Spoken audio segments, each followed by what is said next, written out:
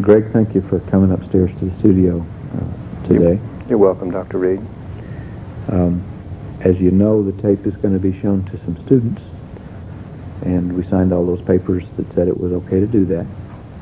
And I'm going to refer to you as Greg and not use your last name, if that's okay with you. That's very good. Can you tell me a little about why you come to the clinic? Well, I come to the clinic because my family believes that this would be the best thing for me to do, and quite frankly, I'm not sure that I agree with them. I think perhaps it's not always the best thing for me to do, but so I come here because I think it's important that that my family be happy around that, and okay. I just need to come here because they want me to. What are the things that they say make it important to Well, come to the clinic? they say a lot of things, Dr. Reed, but let me tell you what I know. I know that there are 3 men, and I can't tell you their names because when I do, they get a lot closer to me.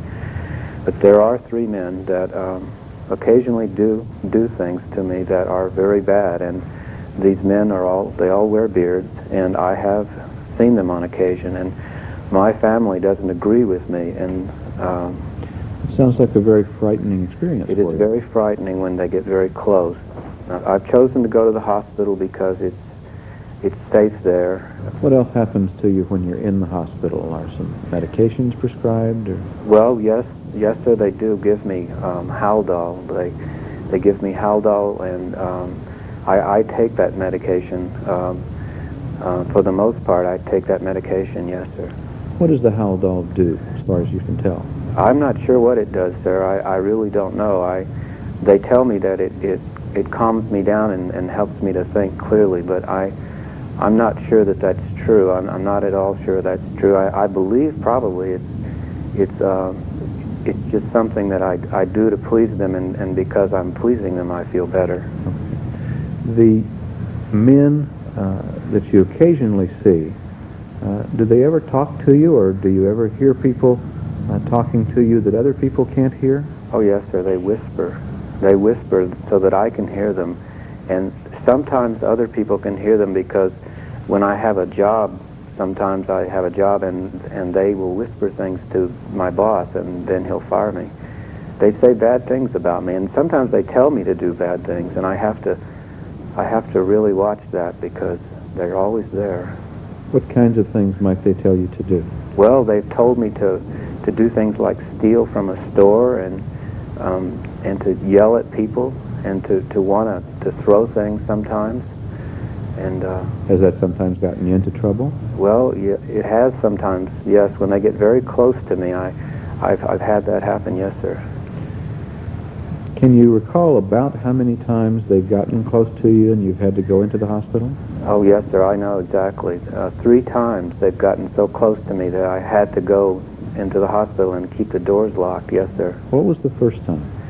Well, the first time was when I was 18 years old. I had a job working for my dad's architectural firm, and I was a draftsman, and I was a good student in high school, sir. I was very good. I was in the top 10%. I was in the Key Club, and that summer they were jealous of that. They didn't want me to go that far, and they came very close to me, and I had to go away.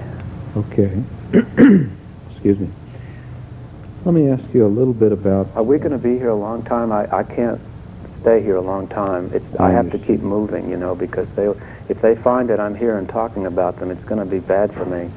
I don't want them to get any closer than they are. I understand. It shouldn't be much longer. I appreciate you. Because I'm really concerned about that. I appreciate you're doing your best to stay. Okay. Let me ask you a little bit about your sleep. How do you sleep? Well, I suppose I sleep okay, but I guess I do have to be kind of worried about them sometimes, but I guess I sleep okay. When these frightening things happen, or at other times, do you ever get very, very depressed and down? Well, I guess I get sad sometimes. I guess I do, but for the most part, I don't think so. I'm pretty up guy. I like to have fun. Have you ever been so down or sad that you needed to cry or had thoughts of hurting yourself or killing yourself? Well, I don't have those thoughts, but they have those words, and they say things like that to me when they whisper. When they get real close, they whisper to me. Okay. And it's, yes, they whisper sometimes. Have you ever had any times, maybe when you felt just the opposite of depressed? Very, very happy and maybe so full of energy that you didn't even need any sleep? Well, I don't think I've ever felt that way. I'm a pretty normal guy, average kind of guy, kind of go along and on an even keel most of the time. I don't get that excited, no. Has anyone ever given you medicine for depression, as far as you know? Oh no, sir, I don't think so. I'm very careful about what I take. Do you have a job? Well, no, sir, I don't have a job now because every time I get a job, they come around and they start whispering to my boss bad things about me. How do you pay for your apartment? Well, my family pays for my apartment. Has anyone else in the family ever had any problem like yours or been in a hospital, psychiatric hospital before? Yes, sir, they have. Uncle Bill was in a hospital. He's my dad's brother. He was in a hospital. In a mental hospital? Yeah, it was a mental hospital, sir. It was a state hospital.